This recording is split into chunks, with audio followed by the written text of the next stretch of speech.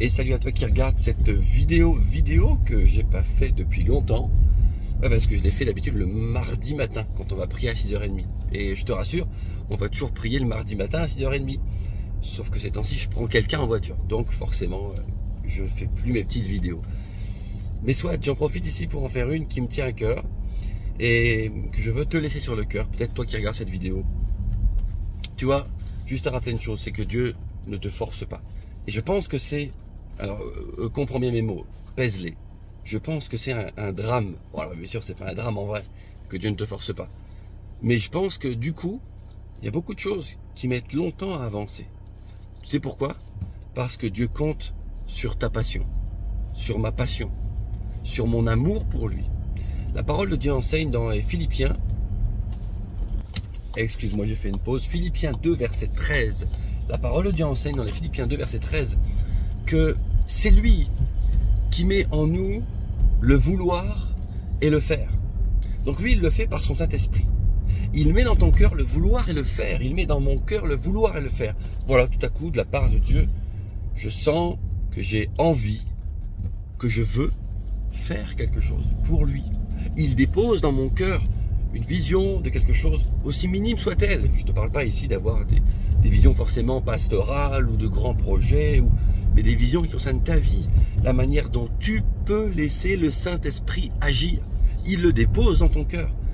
Et jusque-là, il a fait son job. Le Saint-Esprit vient, il frappe à la porte de ton cœur, mais il a fait son job. Et il s'avère que parfois, alors qu'on a reçu des choses de la part de Dieu, on laisse le temps filer. On laisse le temps couler. Et tu vois, quand tu reçois quelque chose de la part de Dieu, tout à coup, tu es comme, on va le dire bibliquement parlant, dans un premier amour, tu touches quelque chose du doigt, tu te dis, mais oui, c'est ça, Seigneur, je veux agir pour toi. C'est peut-être pas encore tout peaufiné, je sais pas tout, mais je veux commencer à écrire ce projet, je veux commencer à écrire cette idée, je veux commencer à la soumettre à gauche, à droite, à un responsable, avec un frère ou une sœur avec qui je peux travailler là-dessus. Je veux que ça avance, Seigneur, au moins y travailler. Rien que ça, tu vois, c'est honorer la parole que Dieu a mis dans ton cœur. Et je redis, je ne parle pas d'appel spécifiquement au ministère ou d'autres trucs, parce que sinon beaucoup pourraient se dire, bon ok, cette vidéo n'est pas pour moi. Non, non, je parle pas de ça. Je parle vraiment de l'ensemble de tout ce que Dieu met dans nos cœurs et qui nous donne cette passion d'avancer pour lui. Visiter quelqu'un, appeler une personne, prier pour une personne, rien que ça, le vouloir et le faire. Tout à coup, arrête-toi dans la journée, prie pour elle, note ce que tu reçois pour elle, communique-le lui, toute la passion que tu as reçue dans le temps de prière pour elle. C'est comme ça que le corps est vivant. C'est comme ça que spontanément les choses se font et que le corps est vivant. Réellement, je t'encourage. Et je vais finir par ce passage, tu sais, de 2 Corinthiens 5, 15 et suite, qui rappelle qu'il est mort pour tous, mais pour une raison. Et c'est un peu comment dire, c'est un peu la question qui reste.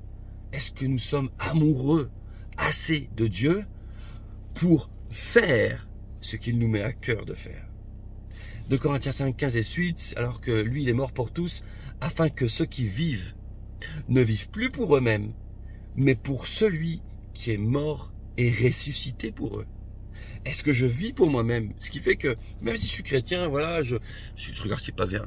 Si je suis chrétien et que j'avance pour Dieu, enfin voilà, je vais à l'église, aux réunions, mais est-ce que dans cette relation pure et personnelle, il peut déposer des choses dans mon cœur et compter sur moi pour qu'elles soient initiées?